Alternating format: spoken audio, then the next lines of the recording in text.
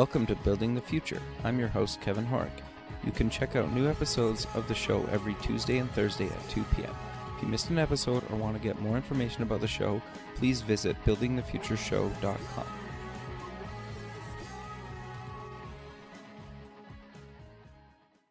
SoupX, the Startup Expo, North America's premier startup conference, is March 6th and 7th, 2017, in sunny Fort Lauderdale, Florida. Affordably priced, SoupX is a 2-day international conference featuring workshops, panels, speeches, a $50,000 startup competition, and over 100 exhibitors.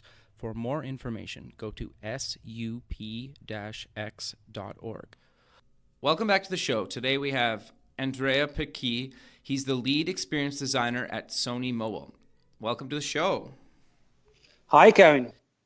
Thanks for having me. Yeah, I'm excited to have you on the show. When we kind of met online a while ago, I think what you're doing is really interesting, and I kind of come from a design background myself, so I really kind of believe in the whole thing. Obviously, built my whole career around it, but maybe before we kind of get into kind of the design conversation and whatnot, let's get to know you a little bit better and kind of start off with where you grew up.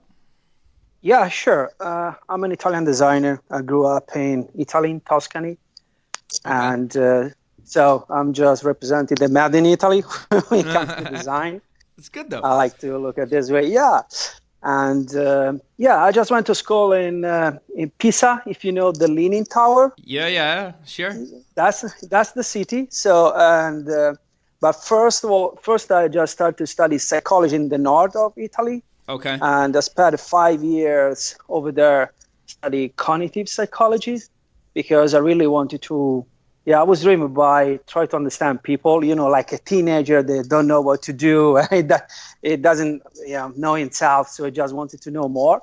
Sure. That was the driver. But for someone that was born with a Commodore 64, it was quite hard to just give up on technology. So at the end, I just say, you know what, I love technology so much. So let's take the leap of faith and start a new career in computer science in Pisa. Sure. And so back then I didn't really know because we talk about 90s and something. So it's 95 and then computer science around 2000. So I didn't really know what to do because especially in Italy, when you were talking about, I love computer science, I love psychology, the answer was, are you crazy? They don't really match. They don't get on very well, right? Now it's a completely different story, but back then, it was different. So, I just started to connect the dots at the end of the computer science career when the mobile started to take a little bit more form and we started to see the first smartphone. I just started to realize that I really like to work in the mobile space. Sure. And that was the beginning. Then I moved to US and I just started to put together everything at Stanford, study human-computer interaction. Okay. So that was the beginning when I started to realize, okay, that's really, they really go hand to hand. I mean, computer and psychology. And then after almost 7-8 years, I just completed some executive education at MIT in innovation and design thinking. And that's what I'm trying to push now, really, is design thinking, not just for innovation, but generally speaking. Sure. No, that makes total sense. And so, obviously you've been to some big universities, kind of obviously in America and in Italy. And you've also worked for a ton of really big global companies that people have heard of. We don't have to cover them all, but do you maybe want to quickly mention some companies and kind of what you've kind of done there before we kind of get into the design topic that we were going to talk about? Yeah, sure. And I was in US around 2005, 2007. Sure. And so that was the Stanford years, or was that working? Yeah. It was the Stanford. The MIT was 1 year ago, just to just close the circle. And so I was there, and I was one of the few people that had this full. I don't want to say degree because I don't I'm not a big believer in degree, but background, let's call it background. Sure. Full background in cognitive psychology and computer science. So I just started to work for Google, Right. and basically was when Google acquired Android, was around 2005, and then they released in 2007, just right after the iPhone. Sure. So they put together a team to just try to understand this new form factor, and they were particularly keen to just find someone with that type of background, hybrid background. And then I just stick around in the Valley for a while and working for Apple, and was just right before the iPad. So the company was working on how to rethink the mobile web for the new form factor. So Sure. that was the focus. And then when I moved back to Europe, I just initially worked for Nokia in Finland. Yep. And we worked on what was the first smartwatch. Sure. And it was called Lumia Watch. And right in the middle of the project, basically Nokia was acquired by Microsoft. Right. And so Microsoft acquired everything, included some patents and the other stuff. And then they rebranded the project. They call it Moonrock. If you make a research on Google, you will find something. Sure. But then they had a brilliant idea to just scale the project, saying something like, smartwatch? Oh, it's never going to happen. So, yeah, I mean, I guess there is a reason why they're Microsoft. So it's, yeah, just joking. But, and then I moved to Samsung Mobile in South Korea, and I was part of the team that designed the S Health. Yep. So, and also took care of the integration with third-party companies, fitness companies. Right. So that's, yeah, pretty much. Then, I mean, moving back to Europe, so I worked also for a big gambling company, but also Virgin Media. Yeah. It's quite known as a brand. And in Europe, we have an airline called Ryanair, is the bigger airline in Europe, and has a head of UX. We redesigned the entire ecosystem. So, yeah, I had the chance to work for on some pretty exciting project. I consider myself lucky, to be honest. Yeah, no, it's great, man. You've had a great career at some really big companies, and you've worked on some really big pieces of software and apps that, you know, millions of people use on a daily basis, right? And that's amazing, right? And you're right, not a lot of people get to do that in their lifetime, right? Never mind, or even work at one of those companies, and you've worked at a bunch of them. So I think it's great, but the main reason I wanted to have you on the show, and I obviously wanted to cover your background a little bit because it validates kind of what we're about to talk about, but you have a different approach to kind of how design should be brought into kind of companies. And so do you maybe want to kind of give a quick overview, and then we'll dive a bit deeper into that as we kind of get going in the conversation? Yeah. And it's funny because today here at Sony Mobile, we also had design thinking introduction for the employees. So it's really? The right day. Yeah, to talk about that. That's amazing. And yeah, to be honest, first of all, when I look at design, for me, it's really everything. It's not just how something looks.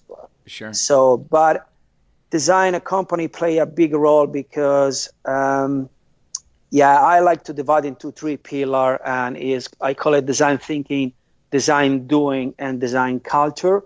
Okay. Those are the three pillars that they can completely change how a company, shape the products, but also shape the life of the employees and create revenue models. Basically, everything filters everything, because when you embrace the design thinking, you really change your scale of value. So everything really change. And that's pretty much. Sure. Yeah. No, that makes a lot of sense. So how do you kind of go about approaching this with companies, or, you know, even just kind of, it sounds like obviously Sony's doing something about it. So it's kind of a relatively new idea, especially in big companies that are already kind of, in a lot of cases, people would say they are design focused. So how do you kind of even bridge that gap and try to bring it into a company, you know, whether they're even starting out or maybe let's start out, if they're starting out, how do you kind of bring that Right. into the organization? And then we'll go into, if you're an existing company, how you bring that into the company. Yeah.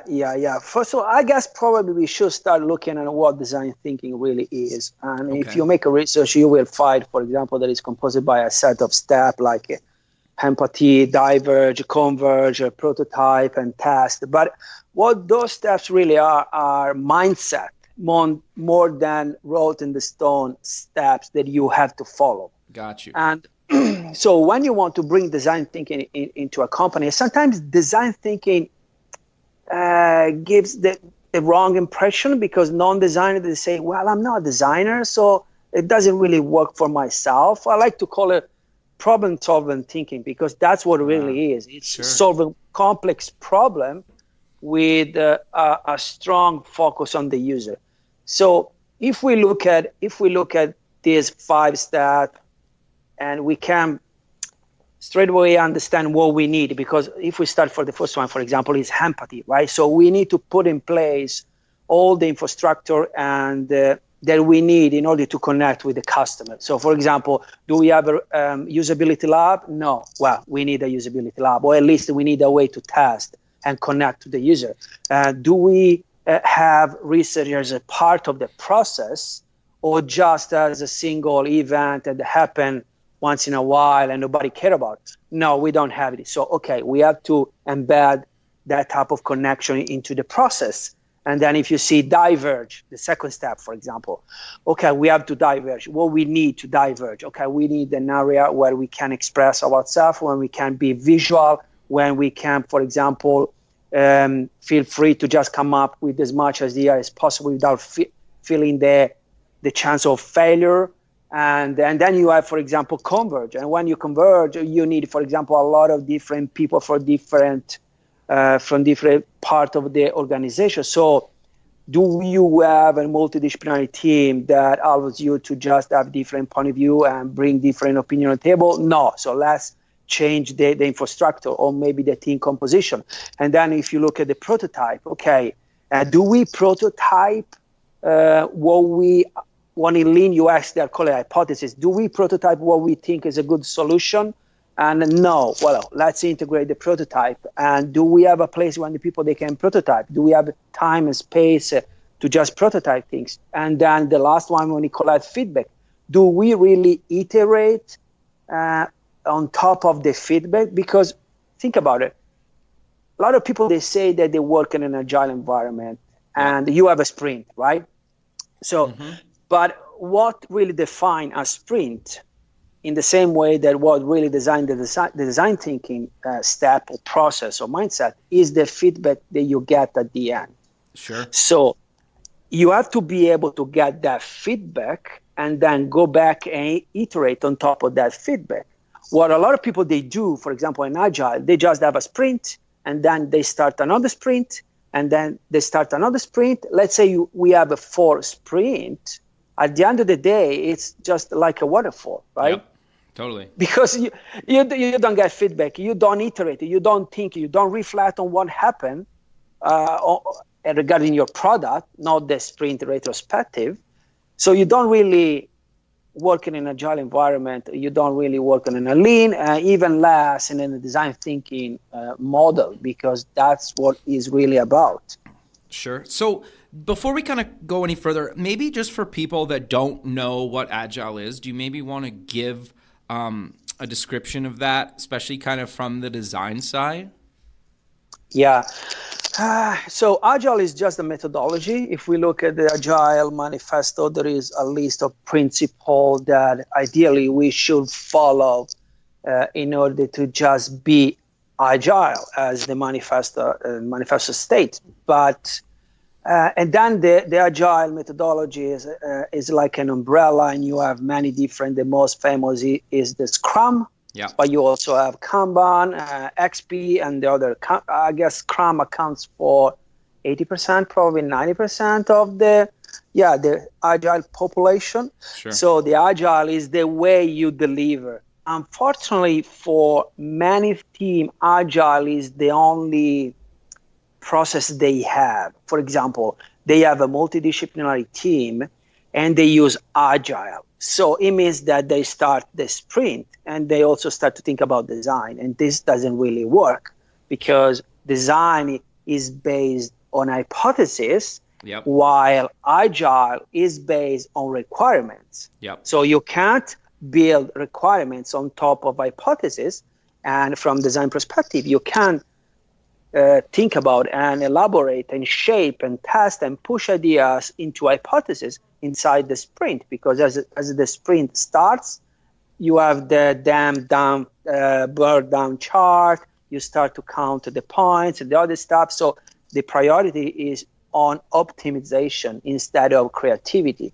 And that's one of the pitfall, and maybe we can discuss it later, but that's what probably the bigger one. Yeah.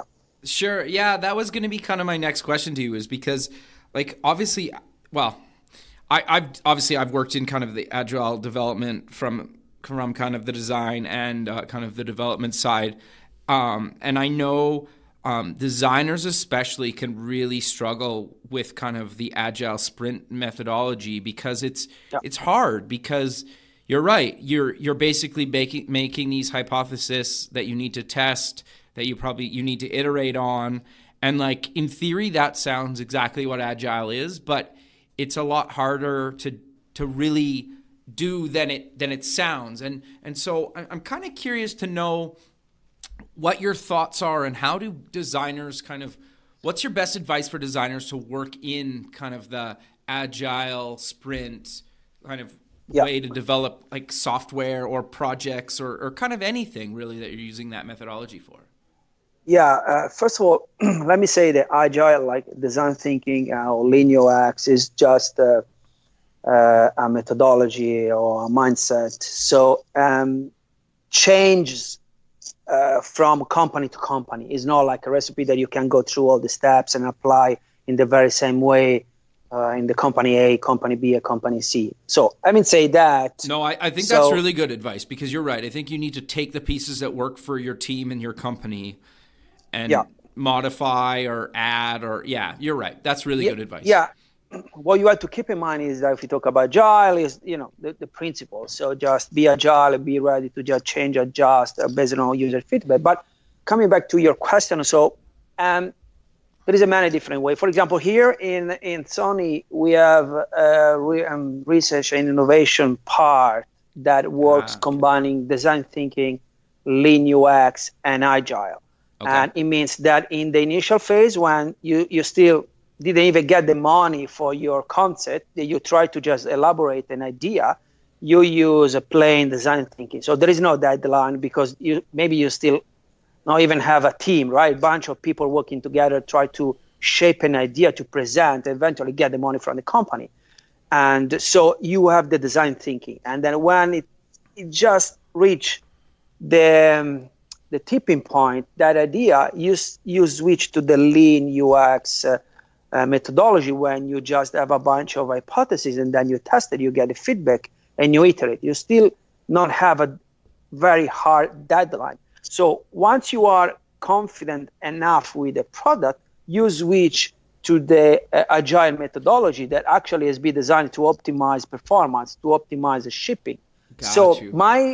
My suggestion is innovation is just an edge case, but let's say a regular team, right? You have to find a way to just combine the design thinking phase and the agile phase. What I have done in the past is to just shape the team that in this way. So basically, we create a multidisciplinary team, and we first say to everyone is accountable for design. Okay, So there is no designer, developers, project manager, everyone, and that's, for example, is what differs or Apple from the others, because in that company you really feel that everyone is accountable for UX. In the very same way, design is everybody's responsibility. So once you got that point, you divide the team into two states. So it means that you have a thinking phase, and then you have a delivery. And it's not designing working on the thinking, and then maybe project manager, business analyst working on the delivery. Everyone is working on the thinking. So you are in a room, your war room, and you just attack a problem. So I don't know, it may be how we reinvent the healthcare, but it may be also how can we fix our checkout, whatever. It really, that doesn't really matter. But the entire team think about it. It means that there is no sprint. Okay, Sure. what you run is a design sprint, for example, is an excellent example of that. You run a different type of sprint because you still want deadlines. You don't want people start to fluffy around and losing. You want to create and provide focus to the people using deadline constraints to just propel creativity. But at the same time, you have to put the right infrastructure and boundaries. They are the best for design and creativity. That's why you run the design sprint. And then let's say at the end of the design sprint, you have something that you really like it.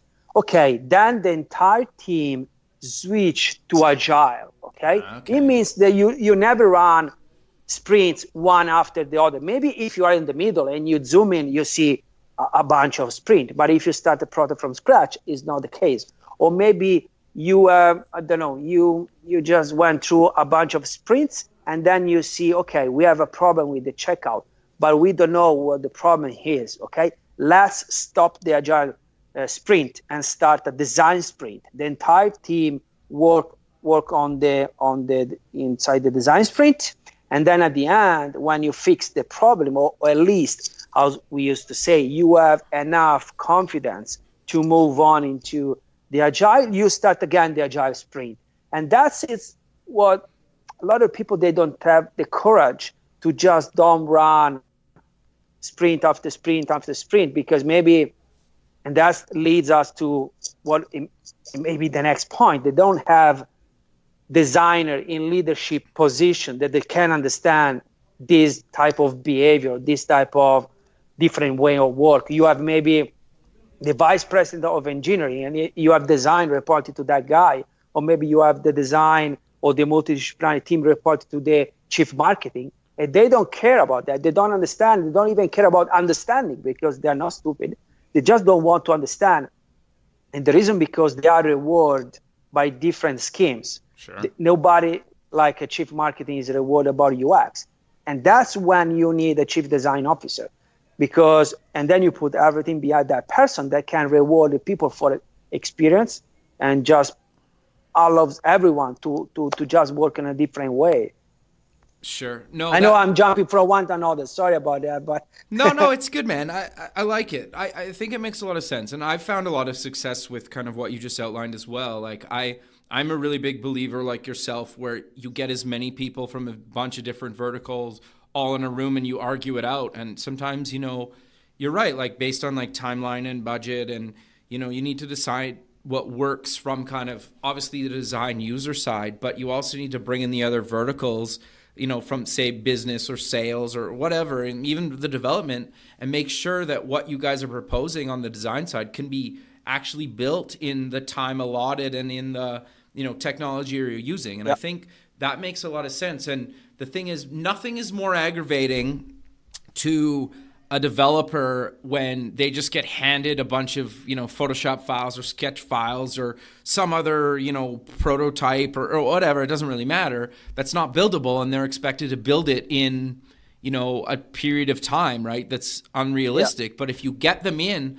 when you're kind of wireframing on a whiteboard or prototyping early on, you get everybody on the same page as quick as possible, and you're going to save a lot of time down the road. And I think that makes a lot of sense. You mentioned a chief design officer. What is that for people that don't know, and why do you think every company should either have one or maybe delegate somebody to be that part-time? Yeah. So a chief design officer is basically someone, in practice, is someone that can bring design at the most important table in the company. So if you think about a room with the CEO, and then you have the chief marketing, the chief financial, the chief operation, that person is the chief design, is the one that shows how to take and make a design-driven decision. So it's the user's advocate, probably in two words, and Sure. brings the. It's just like a small lawyer defending the user rights, and if you want to put it in a fantasy way, but that's the person that also it's accountable for the product, because it's very close to like a chief product officer, but with the strong design mindset. Sure. Now you have in some company you have some people they act like chief product officer and they are responsible for the product.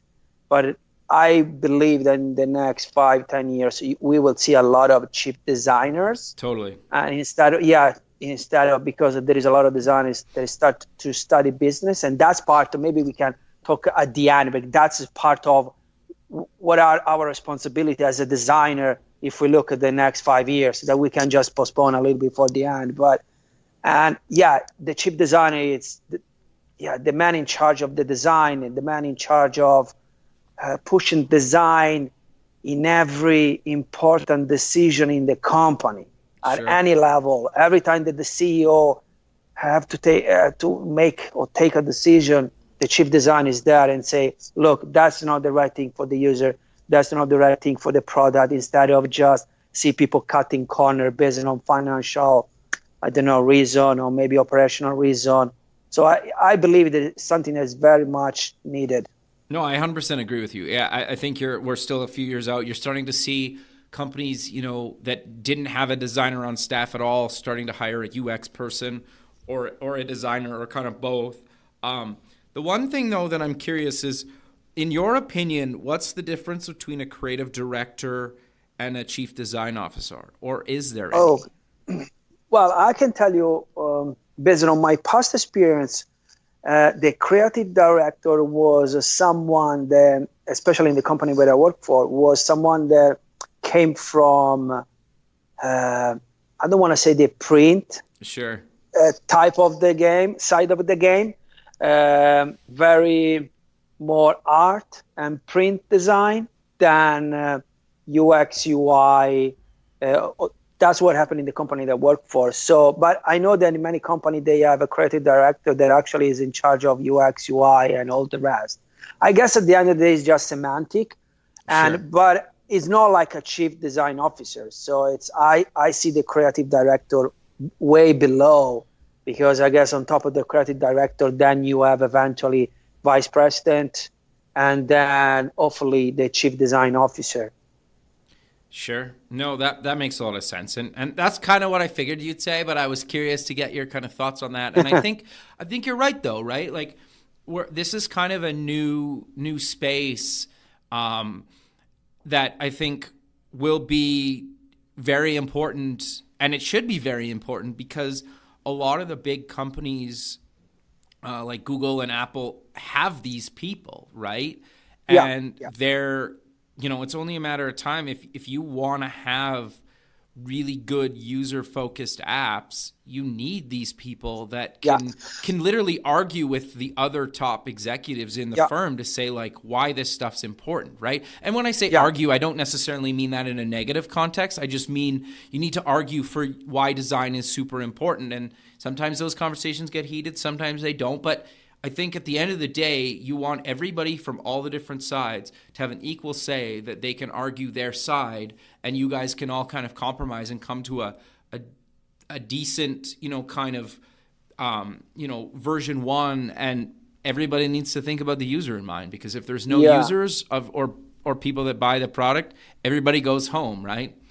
Yeah, exactly. As you said, what you want is just someone that is able to have a peer-to-peer conversation, because when you argue with a chief or an officer, and you are just the head of, he always has the power to just shut you down, right? Totally. So it's you need to be able to say no, that's not right. So we are not going to do that.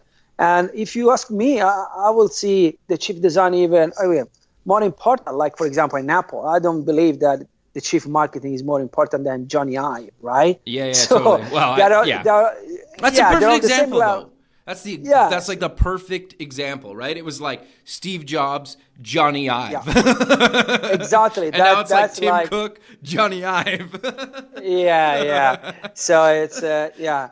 But that's the most important reason, because otherwise, let's be honest, when you want to bring design thinking to a company, you can start from the bottom. You can start just from the top. You have to attack from the top and from the bottom, right? Sure. So, and you need that guy at the top to just have the back of the people down. And because when you start to talk about, like we just said, oh, we can't run a bunch of sprint one after the other. But if you are a designer, even if you are the head of or the director, you don't have the power to change how an entire company works. So you need someone with that type of power, right? Sure. In our example, it's an officer. So yeah, and to be honest, without that role, you can't really be design driven. Because even if you think about it, and that's nice, because you can find a lot of people that say, oh, design is really at the core of our company. Right, okay. Let me look at you, at your leadership team, right? So you have a chief marketing, chief financial, blah, blah, blah. But you believe in design, but you don't believe enough in design to have a guy at that level. So Sure. are you lying to me, or you are just plain stupid? So I don't know. So Sure. yeah, that sometimes is the case, right? When maybe they call you for a job. Oh, do you want to get that job? Because this company is crazy about design. Okay, let's talk about the chief design officer position. No, no, no, no, no. It's just the head of. Okay, let's start as head of and maybe progress into a chief designer. No, no, no, no, no. You are going to report to the chief marketing, whatever. So did you just say that design is the most important thing? So why we let marketing control the design? So there is a lot of confusion out there, but we will get there. We will get. No, and that's partly why I wanted to have you on the show, right? Is we need to have these conversations, right? And we need to Yeah. put it out there into the world, and I think it makes a lot of sense. I am curious to get your thoughts on what's your take on designers expected to code, or at least understand enough, maybe that they don't actually do the actual coding, but they know enough about how to code to actually do design? Or do you think it's not that Yeah. important? No, that's a really I know it's like kind crucial of a topic. political, Yeah. but I am curious to know your take on it. Yeah, I'm a little bit drastic on that side. I'd say that designer don't code, and the reason is a designer have to have a great understanding of technology, because you can't really design if you don't understand technology, right? And this means, or it may means pushing that knowledge very, very deep down to the stack of technology. Like, oh, I understand all the layers, how a system works, all the calls, the API, things like that.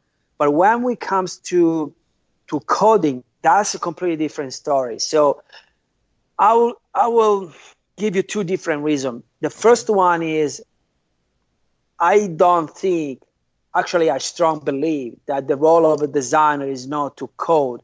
The role of a But should designer, they understand how to code? Not necessarily that they actually code, but like understand kind of, just for example, like how Android works or how iOS works or even how like HTML and CSS works. Even if they never actually write it, like, that they've had some sort of training in it. Do you believe in that or no? yeah, I believe in that. I believe Okay. in that Okay. because otherwise you can't have not a peer conversation, but at Yeah, least you can't stand a conversation with the guys around you. totally. You use you don't have the dictionary, the vocabulary that you need to just have that type of conversation. Yeah, I But 100% agree with you. Yeah, yeah, we're in the same boat on this. Like, I that, 100% agree with you. And I figured asking you that question, this was going to be your answer, but yeah, I was curious because no, yeah, I yeah, think like, and I think we're arguing the wrong thing when people say like, should designers code? It's like, well, no, but you need to understand so you can have a conversation with them. And when they say like, yeah, well, when we pull that data from the database, for example, you can't lay it out like that. Like it's just not possible. So like don't Yeah. do the design like that, right? And if you don't understand Yeah. that, you can't design for the medium. The other thing that I'm curious about is I find, at least in my experience, is a lot of designers don't play with the other platform. Like a lot of designers, for example, are maybe just use an iPhone and they've never actually played with an Android device. And it's like, it doesn't really matter which OS you prefer. You need to understand the other OS. Because if you're doing design for it, you need to understand it. They're totally different. They operate totally different. Have you found that? Do you agree with that? Yeah, I totally agree. And I believe that should be like a given, right? As a designer, you should be curious about how the other people solved the same problem. That's how you look at this Yeah, thing. that's a For good way of example, putting it, actually. That's a really good way of putting it. yeah. So it's, for example, here at Sony, we work with Google and we use Android. Sure. So you may have the luxury to just ignore iOS because, well, you don't really know to understand what is a tab bar, what is, I don't know, an alert view or whatever, a navigation bar, because we call it in a different way. But helps you to just have the bigger picture, right? And Sure. to have that type of cross-pollination that actually move the entire community forward. It's not just for yourself, because you can get a better person, a better designer, probably not a person, but definitely a better designer. Yeah, so I'm totally with you. You should at least to have a good understanding of, about the other platform for sure. Sure. So I'm curious then, and are you an Android guy or are you an iOS guy? I know you design Android all day long, but Yeah, should I say that? Well, sure, man. because,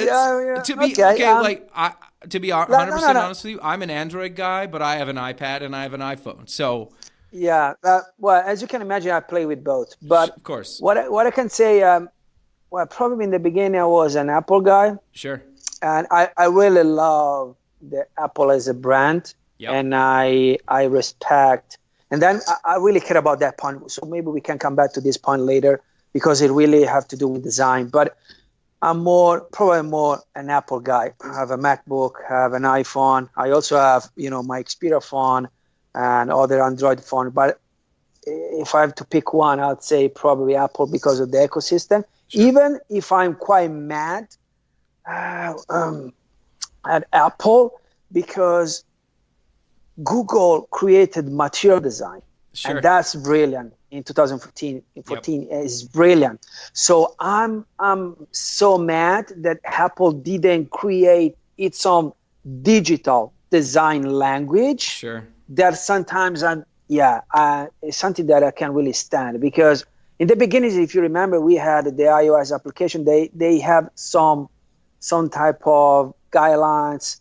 The Android was a completely mess, right? Yeah. Someone copied on iOS, someone else come up with web design pattern. Was terrible. Yep. But now that you have the material design, like it or not, sometimes it's good, sometimes it's bad. That's not the point. But you have a language. So they started to align everyone on top of that language. And I'm quite mad at Apple. They don't have a digital design. So if you design for Apple, you go on the online guidelines. They're quite embarrassing, to be honest. Sure, so I would agree with you, but yes, yeah.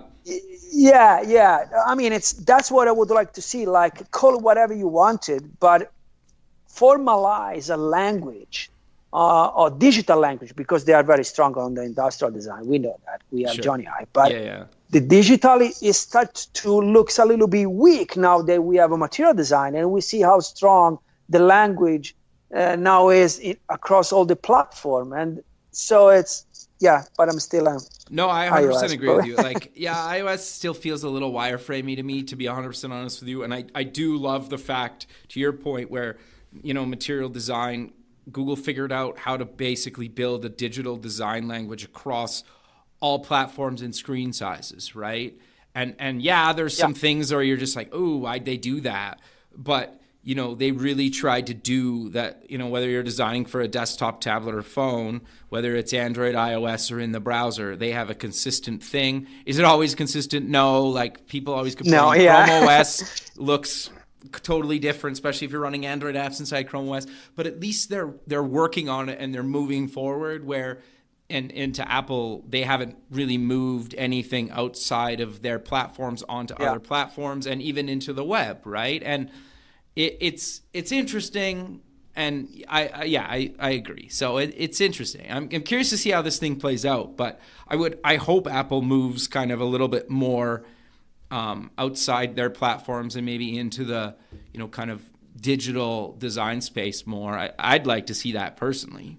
And I use a Mac too, right? And I have a Windows box, so I play with this stuff all the time too. So I feel like I can at least give my opinion. Whether people agree with it or not is a whole other thing, right? So I don't see it never happen. I don't think, because it's really industrial design driven, Apple. Sure. So if they didn't come up with something after almost 10 years, I don't think it's going to happen soon. But who knows? Yeah, no, you're totally right. So I'm kind of curious.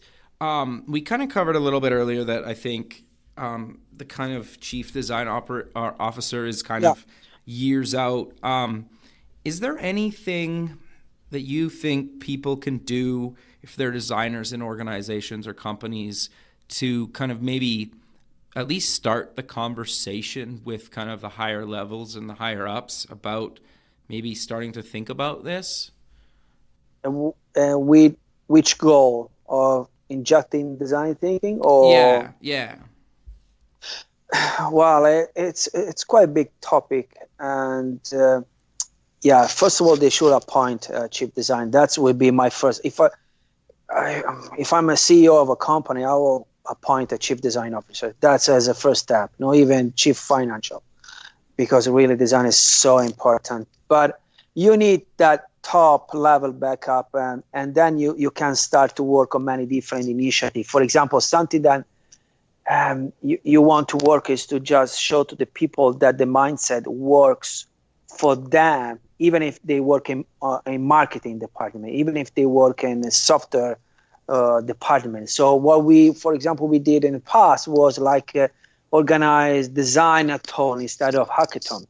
And when we just put a big problem or fairly big problem, and then we run a design sprint, 10 hours or maybe 12 hours. You can make it in a funny way, but basically, and involves people from marketing and maybe solve one of their problems using the design thing. That's something that can show them that they can get a lot of benefits from switching. Because let me say that if you look at design thinking, right, it's not the only way of thinking. You have at least three major ways of thinking. One is the engineering. The other one is the business thinking. And then you have the design thinking. So what are the differences? If we look at the engineering thinking, we can say that the engineering thinking solves its way through, because what it does is to frame a problem, isolate all the variables, and then combine all those variables into an equation, and then solves the equation. So from that point of view, you can understand that the engineering thinking is very, very powerful when you have a clear picture of the problem.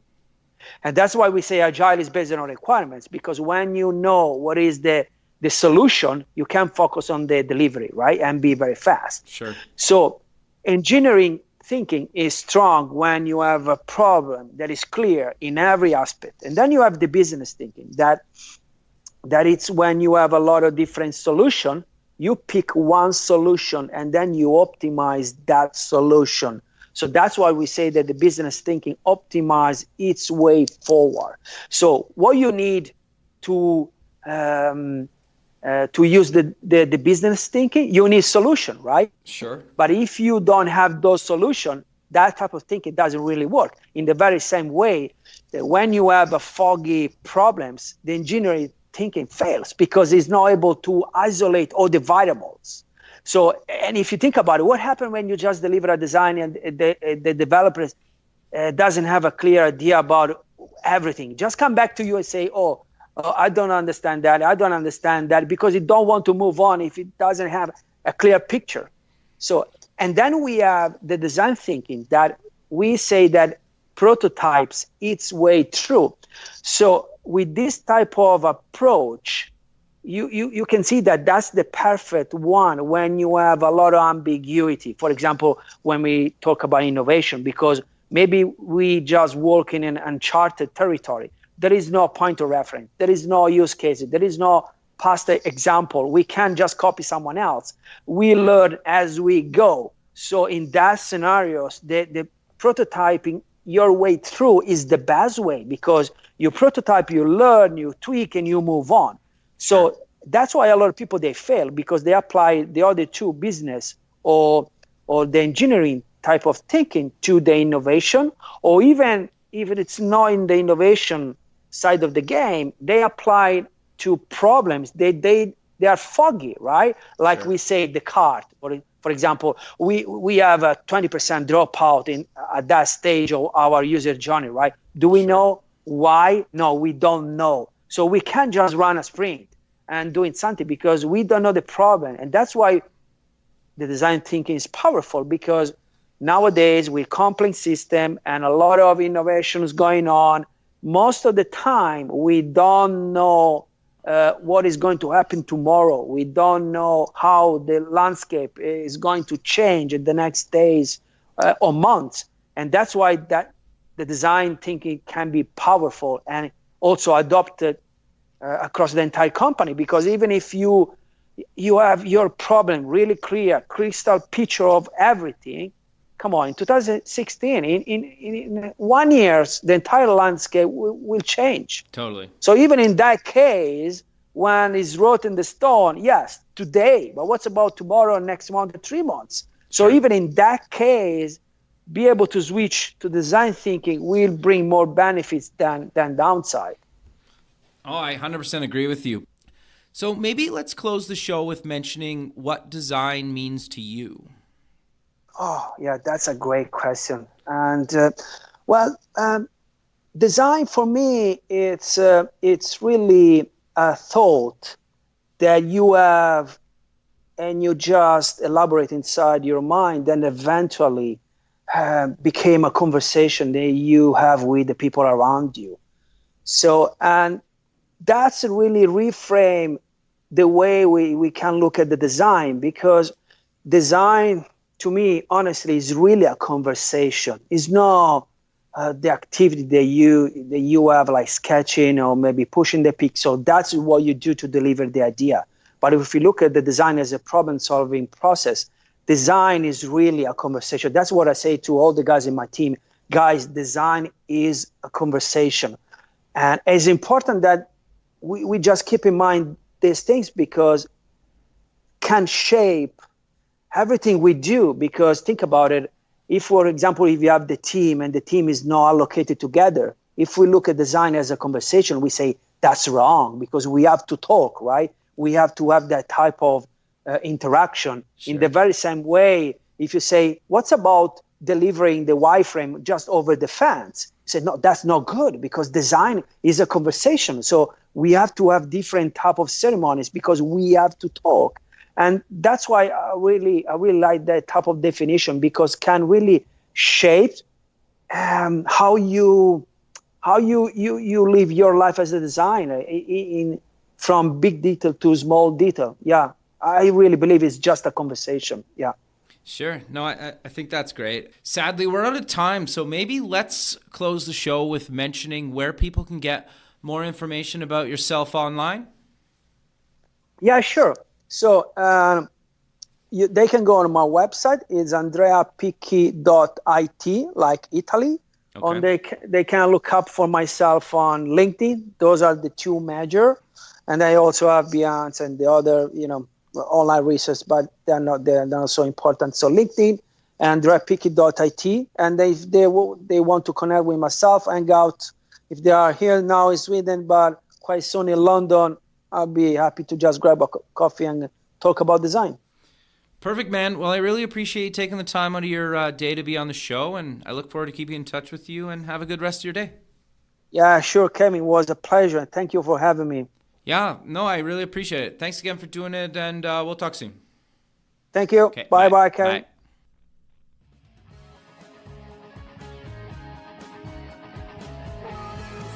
Thanks for listening. The music for the show was done by Electric Mantra. You can check them out at electricmantra.com and keep building the future.